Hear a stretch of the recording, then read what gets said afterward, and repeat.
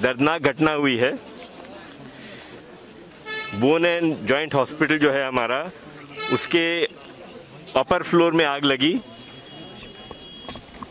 Operation theatre में आग लगी। ये इमरजेंसी ऑपरेशन थिएटर था, मेन ऑपरेशन थिएटर नहीं था। बाकी जो वार्ड्स हैं वो सलामत हैं और सबके सहयोग से हम सारे पेशेंट्स को यहाँ से निकाल पाए। किसी को कोई इंजरी नहीं हुई।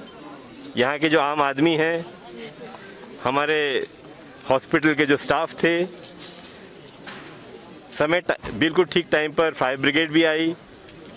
डिवीजन कमिश्नर और डिस्ट्रिक्ट एडमिनिस्ट्रेशन ने पूरा साथ दिया है, जिसकी वजह से यहाँ पर इंजरीज नहीं हुई हैं और हम आशा करते हैं कि बहुत जल्दी ही इसको हम वापस ऑपरेशनलाइज कर लेंगे। आपने देखा होगा कि आज ही सुबह से ही सारे कर्मचारी यहाँ पर काम पे लगे हुए हैं, साफ सफाई कर रहे हैं और हम जानते हैं कि ये कश्मीर की जनता के लिए बहुत ज़रूरी है। ये हॉस्पिटल 20 के आसपास मेजर सर्जरी रोज़ होती हैं, इसलिए इसको जल्दी ही ऑपरेशनलाइज करना बहुत ज़रूरी है। हो सकता है हफ्ते 10 दिन के अंदर ऑपरेशनलाइज हो जाएगा, लेकिन उससे भी पहले हम चाहते हैं कि ओपीडी भी शुरू हो जाए। आपने देखा होगा कि आग बहुत ही बखूबी तरीके से रोकी गई है। अगर आग समय पर ठीक तरह से नहीं रोकी जाती तो नुकसान कहीं ज़्यादा होता है। तो मैं तो ये समझता हूँ कि फायर ब्रिगेड और जो प्रशासन ने इतना सहयोग किया है, उनकी देखरेख में ये सब हो पाया है, नहीं तो नुकसान कहीं ज़्यादा होता। मैंने आपको बताया है कि हमको पहले ये देखना होगा कि कहाँ कहाँ डैमेज हुआ है, कहाँ सेफ है, कहाँ ठीक ठाक किया जा सकता है। ये सब स्ट्रक्चरल इंजीनियर देखेंगे, सर्टिफाई करेंगे और उसके बाद यहाँ पर फुली हम ऑपरेशनलाइज इसको कर देंगे। मुझे पता नहीं कि आपको कहाँ से जानकारी मिली है। मेरे पास ऑफिशियल रिकॉर्ड है कि fire safety audit fire department ने हर हॉस्पिटल का किया है और उन्हीं के अनुसार, उन्हीं के सुझाव के अनुसार, उन्हीं के सजेशंस के हिसाब से हम पिछले कुछ महीनों से काम करते रहे हैं। इनफैक्ट दिसंबर की 15 तारीख को ही हमने आखिरी मीटिंग करी थी फायर सेफ्टी ऑडिट को लेकर, जहां पर 4 चीज़ों पे हमने एम्फसाइज किया था। एक, कि फायर एक्सटिंग्विशर्स काम करने चाहिए, होने भी चाहिए और काम भी करने चाहिए। दूसरा, स्मोक डिटेक्शन इक्विपमेंट होना चाहिए। तीसरा, कि ऑक्सीजन की जो पाइपलाइंस हैं they should not be leaking. और चौथी बात थी कि फायर सेफ्टी ड्रिल आप करिए। ये चारों ही चीज़ें हर हॉस्पिटल में हुई हैं और अगर नहीं हुई होती तो आप समझ सकते हैं यहाँ पर और कितना बड़ा नुकसान हुआ होता। देखिए, आप समझ ही सकते हैं कल रात को ये हुआ है, हम आज सुबह ये बात कर रहे हैं। हमारे जो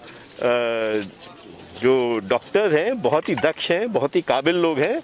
उन्होंने मुझे पूरा आश्वासन दिया है, मेरा कॉन्फिडेंस बढ़ाया है कि वो बहुत जल्दी ही सारी चीज़ें को ध्यान में रखते हुए इसको ऑपरेशनलाइज कर देंगे। वही आपको अभी बताया मैंने कि उन्हीं के जो रिपोर्ट है उसी के सुझावों के अनुसार हम काम कर रहे हैं। हम तो इंडिपेंडेंटली काम नहीं करेंगे, हम तो उनके साथ मिलकर काम करेंगे और उन्होंने जो हमको डायरेक्शंस दिए हैं अकॉर्डिंगली वी आर इम्प्लीमेंटिंग। से गुजारिश करूंगा कि आप ये ना कहें कि बोन एंड जॉइंट हॉस्पिटल चला गया है। सलामत है, सलामत रहेगा। आपको पहले भी बताया कि हम उसी फायर सेफ्टी ऑडिट रिपोर्ट के अनुसार ही काम कर रहे हैं और मैंने आपको स्पेसिफिकली बताया हम क्या क्या काम कर रहे हैं। ठीक है, थैंक यू। हम आज से our 3 officers will be stationed here at the disposal of the medical superintendent. Removal of debris, cleaning and flushing of the hospital, the ground floor, ताकि हॉस्पिटल सैनिटाइज हो इमीडिएटली। फिर बाकी जो रिकंस्ट्रक्शन तामीर की एक सेकंड प्रोसेस है, but SMC एक टीम यहाँ पे परमानेंटली लगा रहा है in the leadership of 3 senior officers to aid the hospital administration. Volunteers हैं, उनको हम उनका शुक्रिया अदा करना चाहते हैं कि उन्होंने एडमिनिस्ट्रेशन के साथ मिलकर जिस तरीके से काम किया वो काफ़ी ज़्यादा मौसर साबित हुआ। Thank you. कल जब 9:30 बजे के करीब आग की वारदात हुई, तब से लेके अभी तक हम लोग यहाँ पर ख़ुद मौजूद हैं। एसएसपी साहब भी हैं, पूरी एडमिनिस्ट्रेशन यहाँ पर मौजूद है। आज सुबह एडिशनल चीफ सेक्रेटरी हेल्थ भी आए, डिविजनल कमिश्नर साहब भी यहाँ खुद मौजूद थे और मेडिकल एडमिनिस्ट्रेशन के सारे जो टॉप मोस्ट ऑफिशियल्स हैं वो भी यहाँ पर मौजूद थे। इस हॉस्पिटल को फंक्शनल करने के लिए पूरी कोशिशें की जा रही हैं। अगर आप देखेंगे इस वक्त जो 2 एडमिनिस्ट्रेटिव ब्लॉक है, ओपीडी ब्लॉक है, वहाँ पावर रिस्टोर कर ली गई है और जो डैमेज पार्ट है उसमें से भी मलबा रिमूव किया जा रहा है।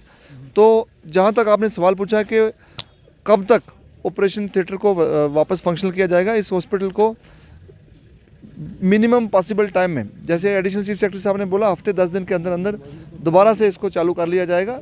और तब तक प्रिंसिपल मेडिकल कॉलेज खुद, अभी आप थोड़ी देर में देख लेंगे कि वो नोटिफाई करने जा रही हैं अल्टरनेट फैसिलिटी इसके लिए।